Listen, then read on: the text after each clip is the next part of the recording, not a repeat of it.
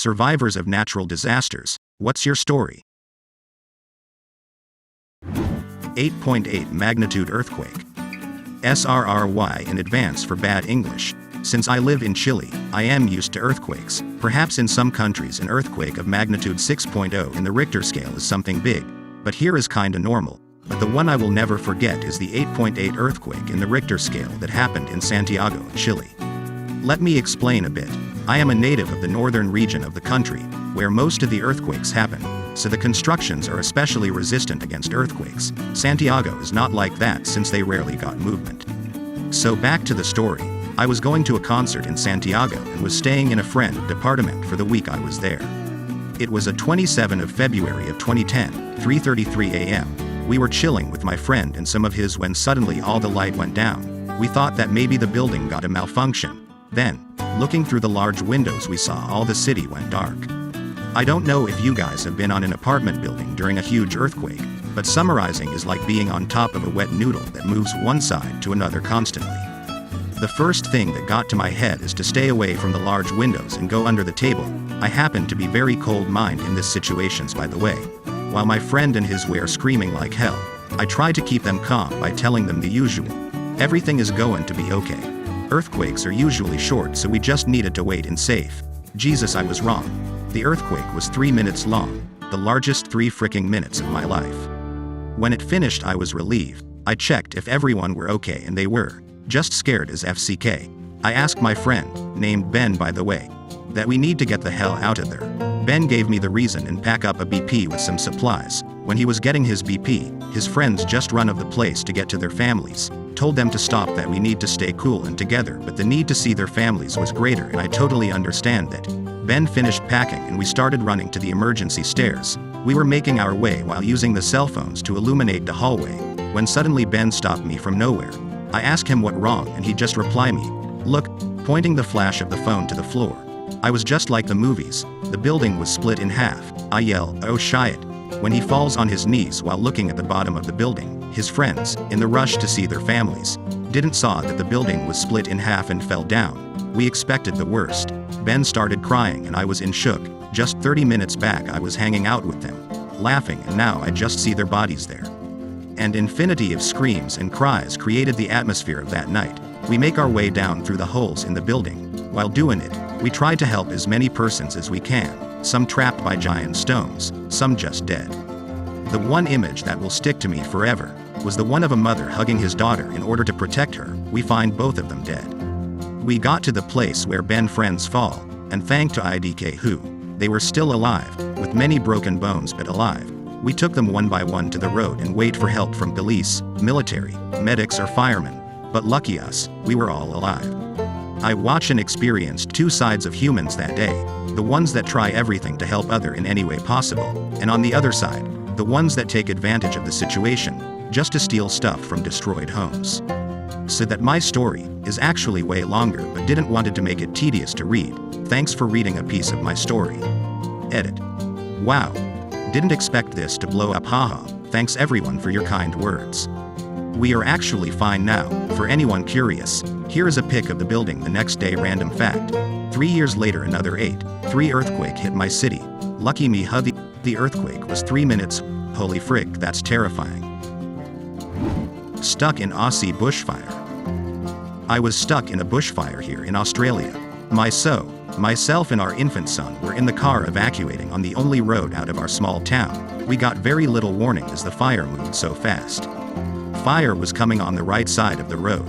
Smoke everywhere, could hardly see.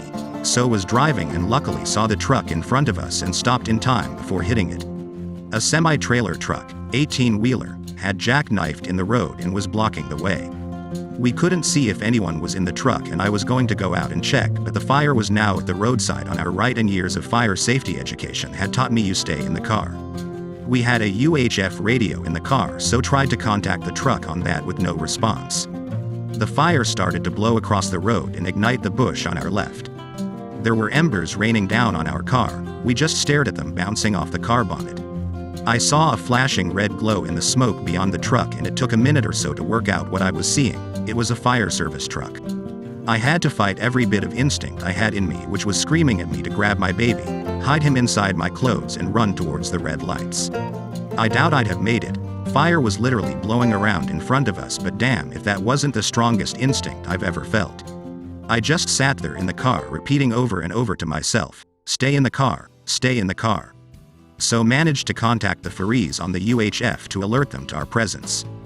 They sprayed water over us while a secondary truck drove through the burning scrub around the big truck to reach us, and then the rest all was a blur, being transferred to their truck and driving out of there watching the bushfire raging behind us. Saw the news in hospital where they reported 2 deceased people found in that semi-trailer truck. Volunteer firefighters saved our lives. Glad you made it. Nothing makes me feel more proud to be Australian than hearing about the work of our fireys. To anyone curious, this is likely what the op experienced. A bit of background is that the truck in front's water sprayer malfunctioned, so the video truck came to spray them, and the ute pickup was using the trucks as shelter from the flames jumping the road.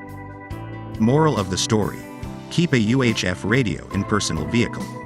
Thank you. God damn man, I can't even imagine what would have been going through your head seeing impending deaths around you. The flashing light must have been a beacon of pure hope to you. I'd have a hell of a time keeping my kids in the car with me too. Instinct is a hell of a thing. Glad you and your family are still here. 2014 Indian Ocean Tsunami. So when I was a very young child, I lived in Southeast Asia. One day early in the morning I was just playing. My parents must have been doing their morning prayers, and the next thing I knew the entirety of the ocean was spilling over itself. We lived on the coast at this time, and it was like the whole ocean had just lifted out. My dad grabbed me and ran towards a block of apartments at the end of the street. I don't know what happened to my mum, but she must have been unable to run fast enough, because I'm pretty sure she got overwhelmed by the tide and survived by holding on to a tree. I'm not entirely sure how she survived actually, because looking back on the extent of the 2004 tsunami, she should have been swept away completely by the force of the water. So now I'm on the top of this roof and my dad goes back in, swimming to our house to retrieve our passports and documents, while the water keeps creeping up. I think it was a 4 or 5 story building, and the water must have reached the 2nd or 3rd floor. He must have been a really strong swimmer, because he got pretty much all of our documents in between the waves, and probably saved my mum as well. After this we were able to stay with friends some distance away after this, but everything in the town got destroyed. In fact, I realized the reason why my parents don't bring up my childhood friends or try to keep in contact with their families is because they're dead. This is pretty much the only really vivid memory I have from that age, and my parents still kind of had a fear of the sea for a long time after that. They still can't handle videos of flooding. Edit. My dad appreciates becoming a legend on Reddit. BTW, my mum is doing absolutely fine now. She's learning how to swim. That's pretty intense. I've seen loads of stuff about that tsunami, but never ever actually read anything from someone who was there. Glad you and your parents are okay. If you want to read other accounts of events like this, Guardian did this one a while back about the one in Japan. Pieces together the events from different witnesses. It's a tough read. I'm sorry if this is an insensitive question, but if your mom lived, how come she didn't tell you how she survived? The last sentence seems like it is still a very traumatic thing for them to think about, so they probably just don't bring it up. I imagine he was very young. Parents don't like to discuss it due to the trauma. Yeah, that's basically it. Upon asking, that's basically as much info as I got. She grabbed onto a tree and made it out. Consider that she may not really know how she survived. Only that at the end of everything she was alive, with the chaos of the event jumbling in her mind. Holy hell, I'm glad you're all okay, first off. Secondly, your dad's a freaking incredible human being for able to do that, but your parents are both amazing for being able to overcome the fear of the CIMHO. If something kills your family and friends and nearly your spouse and child, I'm pretty sure nobody would blame you for not wanting to ever look at it again. Thanks, dude. And yeah, we actually go to the beach often. I don't even know how they've gotten over that fear. Cornwall 2004 flood. In 2004, I was caught up in the Boscastle floods in Cornwall. I was 14 at the time, and was on holiday with my mum, dad and younger brother. We'd arrived in the picturesque village of Boscastle to do the typical tourist things and parked in the car park, which was right next to the river. I remember standing looking at the river when we got out of the car. Others were too. It was really going some, but nobody thought anything of it. After a few minutes, we headed further down the river towards the Witches Museum, which was quite the attraction for the sleepy village. I can't remember much of the museum, but I'm sure it was excellent. We were near the end when the owner ran round saying we had to leave immediately as the river had burst its banks. We left, but at 14 years old, I was rather annoyed we hadn't got to the end. Obviously that was where the really good bits were. Unfortunately, by this point, the route back to the car park was blocked by a torrent of water. Fortunately, there was a high pass that we could walk along to snake up and around the village and get back to the car. It was, however, a long walk, run, back, and by the time we reached the car park, it was knee-deep in water. My dad took his shoes off and rolled up his jeans and went to fetch the car. At this point, cars were still getting out. I can remember the shop on the corner seemed to be getting looted, or maybe they were just giving away stock that they knew was going to waste anyway. We stood for a while, waiting for my dad to pull the car around, but the water kept getting higher. It wasn't just the depth of the water though that stands out. Water is powerful. A couple of young ladies had the same idea of rescuing their car and got stuck. They found refuge on a glass recycling bin. The moment scary kicked in was when the water started to move the bin. This was an industrial-sized bin, assumingly filled with glass. The water just picked it up and started to move it. At that point, people started to panic and realized this wasn't just a bit of water you could wade through. A couple of locals in wetsuits went in and managed to get the ladies on the bin to safety. At the same time, my dad returned, without the car. As a family, we made our way up to higher ground to a nearby pub and had a cup of tea. Being English, this of course makes everything better. And it did, until I noticed through the window, our red Ford Mondeo bobbing along the water in the distance. I went to ask my dad, who was sat next to me facing the window, "Is that our car?" But he cut me off, saying, "Yes, it is the time to leave and move to higher ground." He'd seen our car too, but didn't want to panic my mom. We went to leave the pub, and the water had risen considerably higher. In the pub, we hadn't noticed it, but upon us leaving and commenting on it, everyone else left too. We all walked up the road and were taken in by a local couple who seemed to have an endless supply of bottled water. I'm not sure why they did, or why I remember that, but I'm very grateful for their disaster planning. We stayed for a few hours before being collected by a minibus that took us to a local sports hall where the Red Cross had set up a disaster shelter. We spent the night there, though none of us, except my younger brother, slept. In the morning, the Deputy Prime Minister at the time, John Prescott, arrived. He made his way round the sports hall talking to each family in person one by one. He reached us, and me and my younger brother stood up. Mr. Prescott reached out and shook my dad's hand and simply asked, "So what's your problem?" I'm amazed that nobody died that day. The rescue effort was incredible and the help and support of the local community certainly played an integral part. For reference, my parents' insurance paid out fully on the car, no questions asked, and provided a hire car the very next day for the rest of our holiday. Edit. Link. I'm glad you guys weren't seriously hurt. I remember watching this and thinking repeatedly, "Oh shit," seeing footage of water pouring over the seawall to the sea. It's weird. You expect to see these things on the news elsewhere, but when it turns out it's actually your country, like it's somewhere you know or have been, it makes it that much more scary, you know. Survived direct tornado strike. I survived a nearly EF5 tornado. A few years ago, living in rural Arkansas, the weather got bad. This is hardly an uncommon occurrence. My now fiancé and I had just gotten a puppy that very day, and we also had 2 cats at home. We lived in a duplex. Around 7:30-ish, our phones started alerting to severe weather, and we switched on the TV to watch the radar. Tornado, heading our way. I threw my cats in the bathroom, while my partner went outside to watch the weather. It was pouring rain. Never heard such heavy rain before. And then, the rain stopped. He rushed in, threw everything out of the innermost closet, and we hunkered in there with the puppy. He texted his parents, "Tornado." And we waited. They say it sounds like a freight train, and they're right. The building was shaking, and there was this roar. I was terrified, holding the puppy and my phone with one hand, holding my partner's hand with the other, just waiting for the building to collapse on me. He said he was quite certain we were about to die, and then, it stopped. We came out of the closet and out of the house to look around, dazed, just like the neighbors. I called my parents a few towns over, They owned the property, so I was telling them what was damaged. Our duplex was fine, some minor stuff only. A tree had fallen within inches of both another duplex and a neighbor's vehicle. Another tree had fallen on a third duplex. That one was totaled by the insurance company. It's an empty slab now. But no one in our immediate neighborhood was killed or injured. A lady in the destroyed one had been luckily sheltering in her bathroom as the tree came down right over her bed.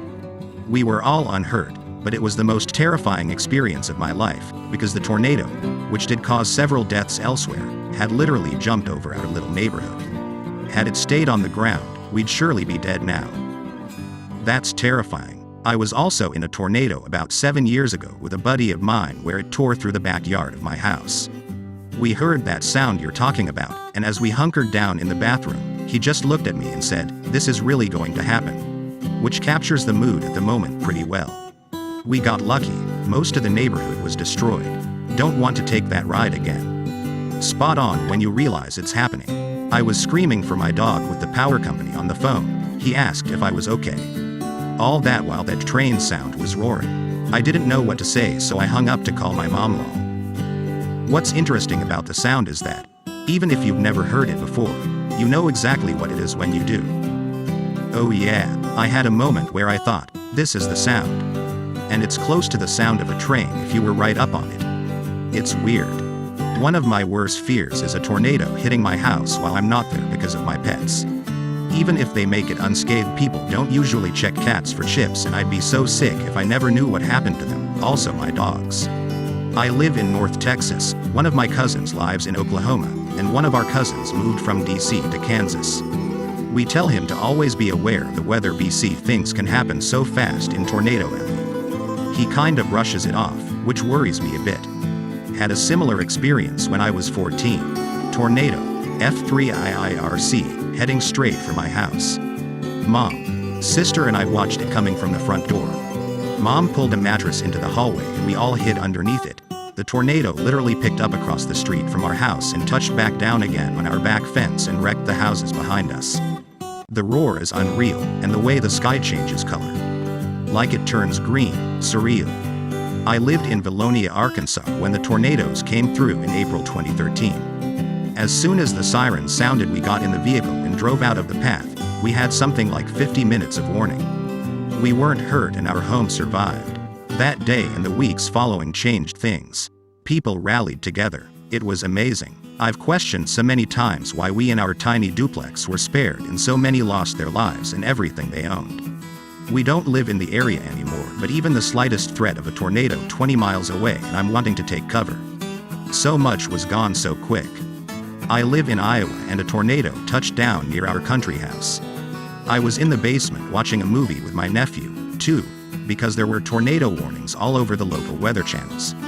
My uncle from a couple miles away had called to tell my mom there was a funnel cloud sitting near our home. So my mom and brother went out on the porch to have a look.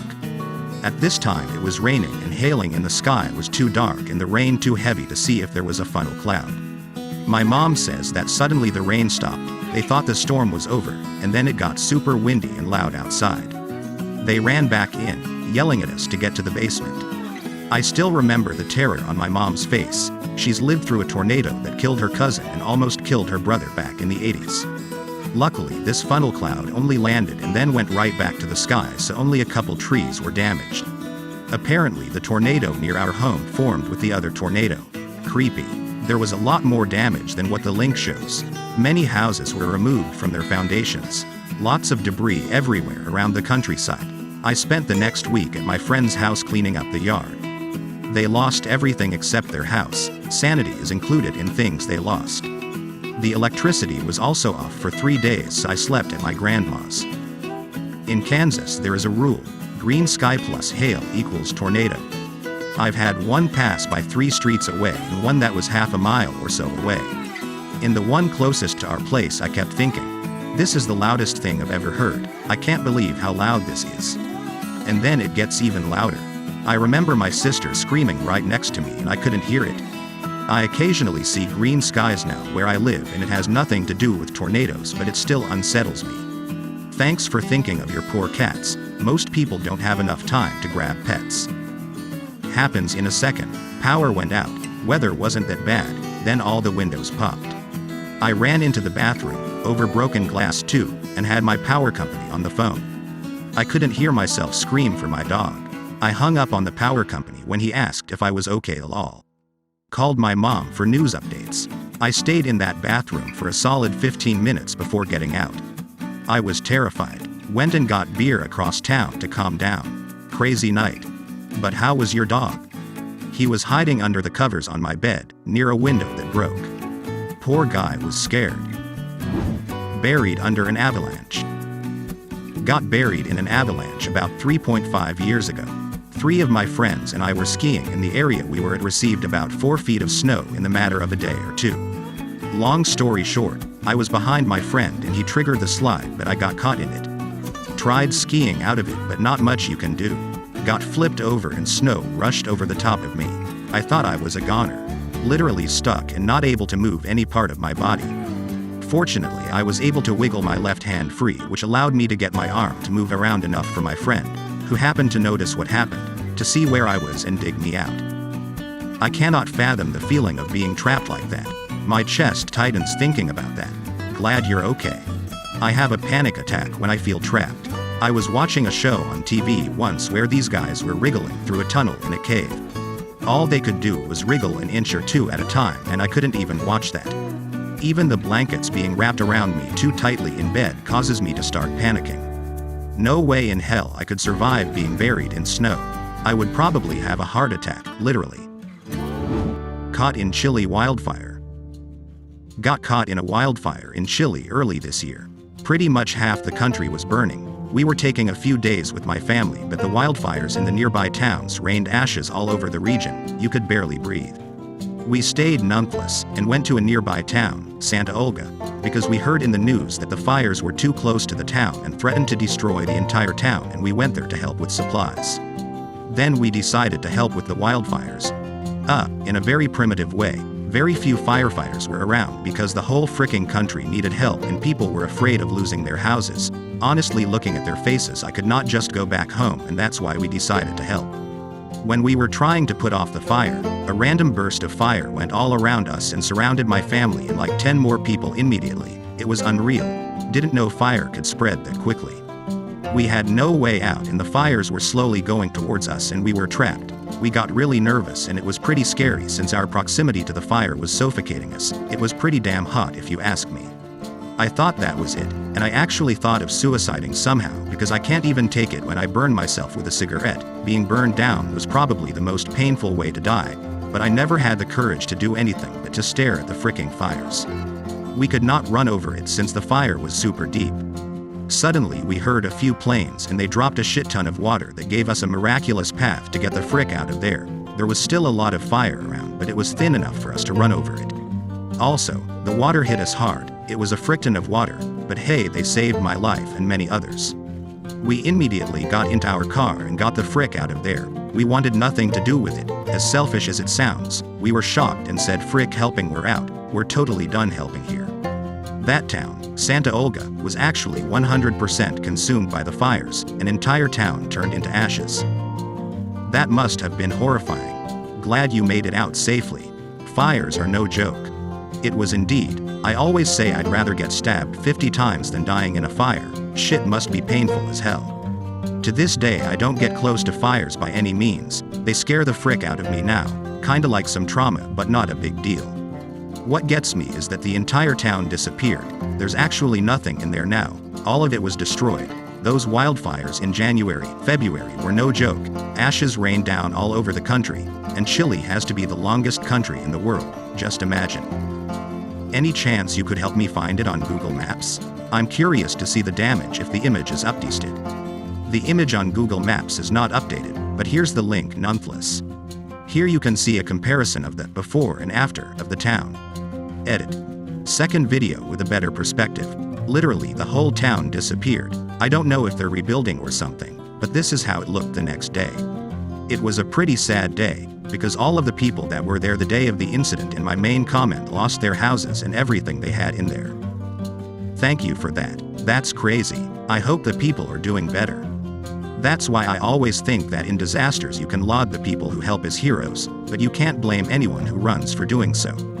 It's probably more responsible to run and save yourself if you don't have the training to help people safely. 2007 Kathmandu quake. I was on the top floor of a 6-story building in Kathmandu when the almost 7 magnitude earthquake hit Nepal in 2015. I was with my girlfriend and I remember the whole building swaying side to side as if it was a reed in the wind. My girlfriend screamed and asked if we were being bombed, but somehow I knew it was an earthquake and I told her so. I held her under a doorframe, like we'd been taught, and when the shaking stopped, we ran out like our lives depended on it. We were lucky. Our building didn't collapse, but so many others did. Thousands of people died in that earthquake. I still have PTSD. Whenever my building shakes because of a passing truck or a heavy vehicle, I think instinctively that it is another earthquake. My wife and I still struggle since the earthquake. We were in Namche Bazaar. We also have issues with motion sickness and fear of moving buildings. I am really glad you made it through on Kathmandu. When we heard what happened there in the destruction, we knew we were trapped in the mountains. Very surreal feeling watching the Everest teams arrive the next day after they survived the avalanche. There was some great silver linings. My wife and I had money wired to us so we could buy food and supplies to the villages to the northeast. The other trekkers we met during our 10 days in Namche are now friends with us and stay in touch. A couple follow-up questions. The earthquake happened right at noon. The next day was a huge aftershock around 1. Did you feel it? We lost it after the aftershock. It really set in that we were terrified. Where did you guys sleep the following nights, or did you get out the next day? The day of the earthquake, my neighborhood got together and put up a huge tent in the backyard of one of our neighbors. Another neighbor owned a catering company, so she had food in massive pots and pans to cook on. We pooled money and she fed us. We slept for more than a week under that tent as the ground shook. We went inside our homes periodically, but many were cracked and broken and some had collapsed. There was no getting out for us. I live in Kathmandu, it's my home. There was nowhere to run to. What is the situation now? How has the country recovered? My wife and I think about it nearly every day. It wasn't just the earthquake, but the humbling experience. The Nepalese people did more for each other and the community than I though existed in this world. I am really hoping to return next year and see how things have progressed, especially in the isolated areas like Tame that I witnessed. Things are not too great. In a lot of remote places, people are still living in temporary shelters. Most never received the compensation money that the government was supposed to issue to help them rebuild. People have started to rebuild on their own, using what little resources that they had, but it is a slow and painful process. Even in Kathmandu, you can still see wooden beams supporting rickety houses. Much of the old temples that collapsed in the Durbar squares are only now being rebuilt. Nepali people are resilient and we will find a way to move on with our lives, but recovery itself is a long way off. If I remember right, the buildings are supposed to be able to sway like that because it keeps them from breaking. Terrifying to be up there for it, but it actually keeps the building from being too rigid and breaking. I remember hearing about that. I live on the west coast of Canada and we've been due for a massive earthquake for a while. I think about it sometimes and get freaked out. Hit by extreme weather. I'm probably too late to the party, but I was stuck on an island in the middle of a huge lake when a hurricane hit. I've never told this story in writing, but here it goes. This was near St. Petersburg, Russia in the summer of around 2010. My family went on a week-long kayaking trip. We had cell phone reception and kept in touch with the outside world, but there was no hurricane warning whatsoever. It was an abnormally hot summer, which in retrospect is probably what caused a hurricane, but at the time we had no idea anything was coming. The sky was absolutely clear, there was no wind, and the water was extremely still. That day, we stopped at a small rock island about 15 feet above water level and 60 feet across with a few small trees on it. That evening, had a nice fireplace going, cooked dinner, and were having tea, when I noticed a heavy rain cloud on the horizon. Oops. Looks like we need to cover our tents and put all our stuff inside. Not a big deal. After about 15 minutes, we were prepared for the rain. By that time, the heavy rain cloud moved significantly closer to us and looked quite formidable. I remember standing at the edge of our island, overlooking the lake, finishing up my tea, when the cloud reached a neighboring island. There was another camp there and I saw their campfire go out in a second. I yelled for everyone to get in their tents and ran to my tent. At this point, we were still just expecting a heavy rain. As I got into my tent, I barely had enough time to zip it closed when the first gust hit. It immediately tore the tent cover right off. The top of our tent was mesh and see-through. I looked up and saw the tent cover, which was still tied to a tree by 2 ropes, waving like a 10-foot flag. Our tent almost collapsed as well from the wind. Somehow I remembered my alpine training and grabbed the inner poles of the tent to prevent their collapse. This probably did more harm than good in retrospect, but I couldn't really think fast at the time. This was very sudden and very destructive. As I was holding the tent, the rain flooded through the mesh ceiling onto my back. I turned from very warm to shivering cold in a matter of seconds. I was in a tent with my younger cousin, and he just remembers being in shock and me stretched on top of him trying to hold the tent together. My mom with her friend was in a different tent several feet away, but I could not see it due to the intensity of the rain. I don't talk to God often, but as I was holding the tent like my life depended on it, I remember repeating over and over a phrase, asking my mom to be okay. After several minutes of this, the tent door opened and my mom crawled in. Apparently, she thought she heard me calling out her name and heroically crawled across our tent. Her part of the story is fascinating as well, but let's leave it for a different time. The highlight is that she saw waves several meters high and an inflatable fishing boat was flying above the neighboring island. Several minutes later, the wind subsided a little and her friend made it over to our tent as well. Their tent was completely destroyed and ripped to shreds. We spent some time trying to get gallons and gallons of water out of our tent, until eventually, we were too exhausted, so we all fell asleep in whatever clothes were hidden in hermetic bags and remained dry. In the morning, we were awoken by rescuers, who greeted us from their boat with anyone alive left on the island. After we confirmed that all of us were alive, they just left us there. Luckily, our kayaks were tied well, so we could get out of there safely. The aftermath. Tall trees in the mainland were mowed down like grass. Some of our stuff flew away. We were able to miraculously find some of it the next day. Around 160 people died that night on the lake. There was no official mention of this anywhere, but the locals still talk about overfilled morgues in the region. I'll try to find some pictures of the aftermath if there is any interest in the story. Here is an album with some descriptions. Sorry for the potato quality. Edit. As people have correctly pointed out, hurricane is not the right word to use in this context. It's more of a hurricane-like storm. We don't have a special name for this in Russia because this never happens in the region. Here is a Wikipedia page on the heatwave that caused this. As Tycho Brahe pointed out, this is called a derecho. The storm you're describing sounds very much like a derecho. Sounds like it lasted too long to have been a tornado. The unusually hot weather would have made conditions right for it, but still very strange for that part of the world. Happy to hear you made it, though it must have been terrifying. Derechos can be extremely dangerous. That's exactly what it was. Thanks. To confirm. Did you mean St. Petersburg, Florida or Russia?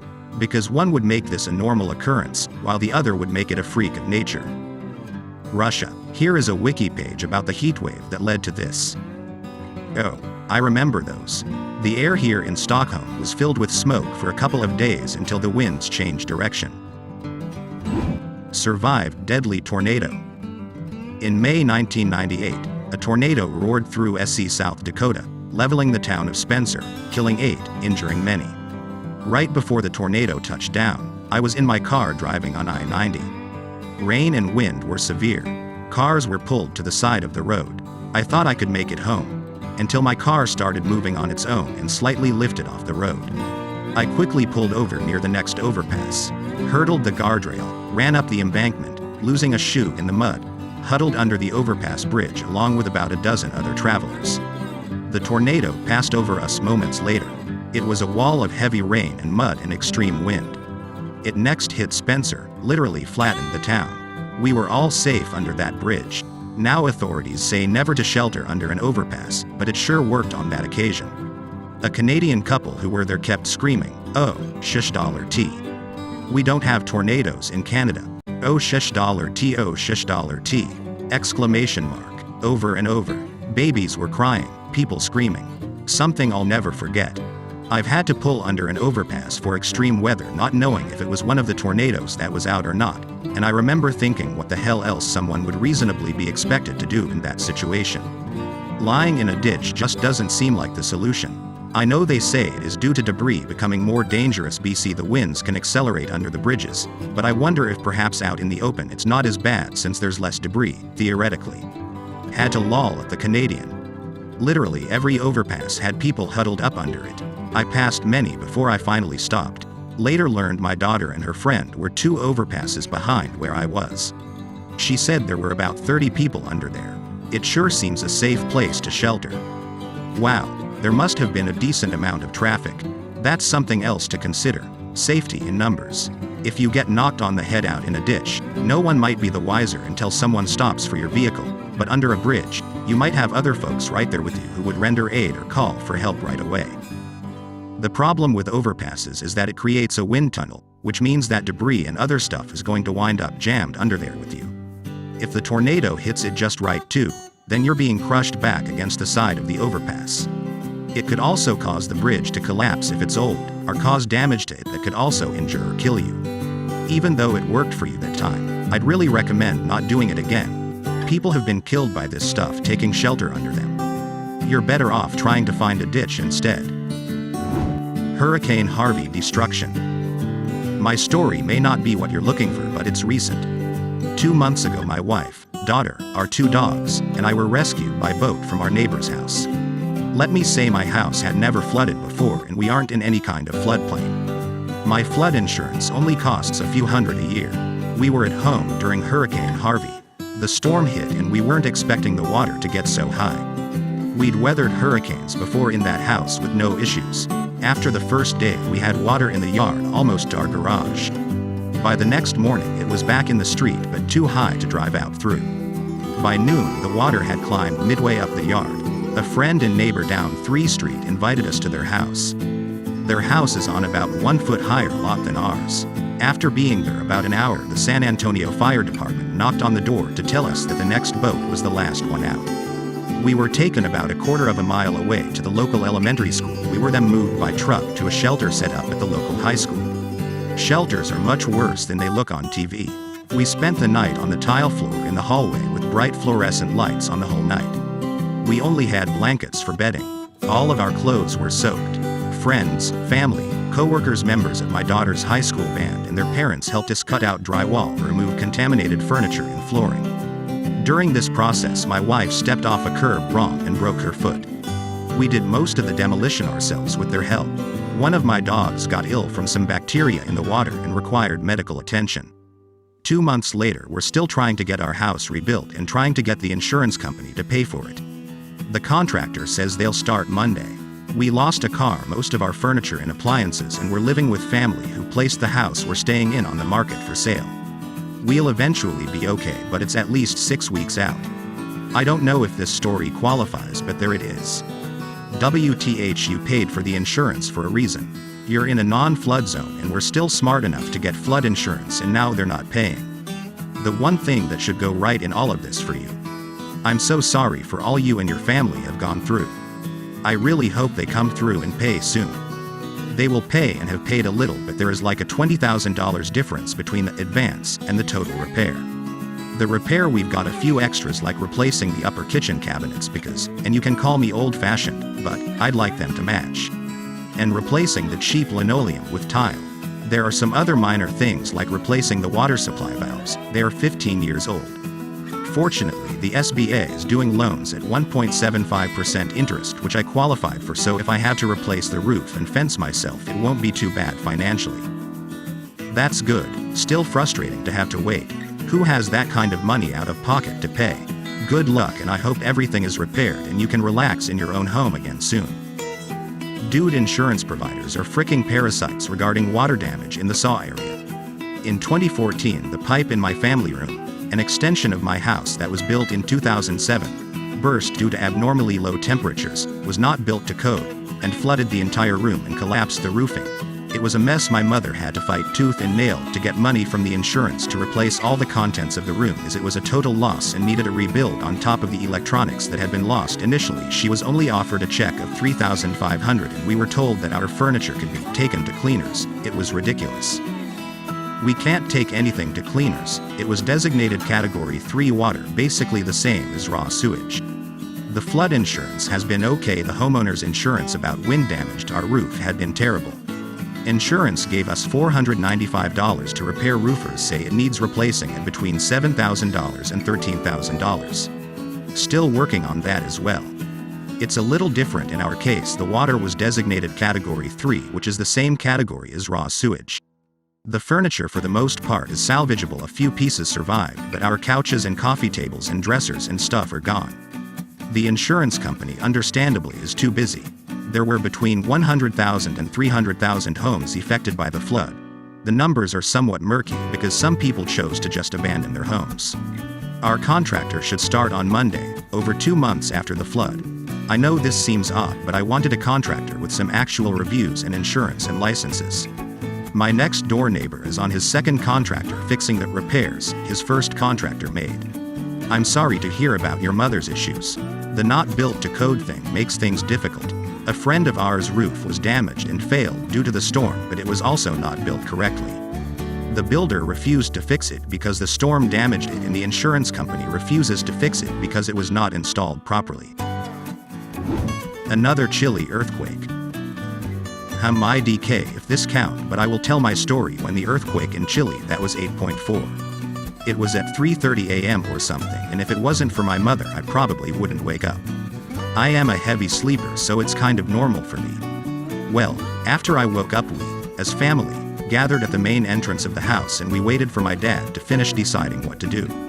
You see, he's from the Chilean Navy and my mother is a medic cop, so they were expected to deploy as soon as the sun came out. After a bunch of mini earthquakes, after something like that shake, the earth still moves and it could be potentially more dangerous than the initial one. The sun came out and we packed as many food, water and clothes that we could, and we departed to the Navy base where my dad works. We traveled through broken roads, literally the road cut in half or holes as big as the length of 2 trucks, and we were getting close to the base. At one moment we saw the road flooded, so we thought that it was a water connection that broke underground. We kept pushing forward, not even expecting what it really was. We took a detour through a hill, and when we could see the coast, we discovered that the flood was not water from a pipe, but however it was water from the sea, a tsunami. We rushed to the base, but it was no use, everything was destroyed. You could saw containers on the second floor from the nearby houses and sardines splashing from nearby pools of water. We kept going a little bit and we dropped my dad near the beach at the base, looking at the sea how it went back and forward, and we all cried when we left because of the fear of another tsunami and my dad could get caught in it. After that we, somehow dodging every looter that went crazy, returned home and barricaded the entrance to the villa with the neighbors. We were still in fear of another big earthquake and that a group of looters would stop with guns in the villa and went berserk on us. I must say, my mother kept us really calm despite the situation. I also have good memories from that incident because we got to know our neighbors. We are now friends, and we sweet like kings because there was not electricity and every home needed to eat whatever they had in the freezers. I remember eating lobster, wild pig, deer, etc. And that's it, at least for me. I had friends that lost everything, people that lived near the coast, and others that needed to hang food to looters so they would not get assaulted. Edit. Broken English that I fixed, not English speaker, so yeah. Escape from 2011 Japan Tsunami. Coming into this late, but I was living on Japan's Tohoku coast when the March 11, 2011 earthquake and tsunami hit. I was actually taking a bath when the earthquake hit. I can't even tell you how intense it was. I literally couldn't stand up. It was the first earthquake that had actually frightened me since I came to Japan. I grew up in Alaska, so they were nothing new to me, and it was the first one that actually shook things down from my shelves. Japanese earthquake engineering is something else, I'm telling you. I knew it was a bad one, so I got out of the bath and dressed as quickly as I could. Since I lived right on the coast, I was already getting ready to leave when the "get the hell to higher ground" tsunami alarm started. I threw a few necessary things into a bag, pulled on my winter coat, and headed for the hills, quite literally. There were already officials on the ground directing people to safe places. The Japanese have this earthquake thing wired, and I ended up high on the hillside at a community rec center with a few hundred of my neighbors. 20 minutes after the quake, the tsunami hit. It was unreal, the sheer volume of water that came in, and the power of it. I watched it destroy my neighborhood. The noise is what I remember most, how loud it was. I had to spend the night at the rec center, because it wasn't safe to go down. It was one of the more miserable nights of my life. There were constant aftershocks, the rec center was cold and loud, and I couldn't make any calls, so I knew my family had to be going nuts. I walked out the next day. There's no way to describe the destruction. I didn't even recognize the place I'd lived for over 2 years. My apartment building was completely gone. I ended up staying with friends on the less damaged side of town for the next week. It took almost 3 days for me to be able to get a message to my family that I was alive. The US government was useless, BTW. I finally managed to hitch a ride to the prefectural capital with some American Army people, and my company helped me by giving me my paycheck early and arranging a place to stay, which they also paid for. My family had some people working on things back home, and they got me a plane ticket. It took a bit of doing to get to Tokyo. A lot of rail lines were down, but I was able to get to Narita in time for my flight. It was more traumatic than I even realized at the time. When I got home, I heard a helicopter and had a full-on flashback. It took a long time for me to come to terms with it, but ultimately, I feel fortunate to have survived. Nice. You have made it to the end already. Thank you for watching. If you aren't already subscribed, please do so, as there will be more videos like this in the near future.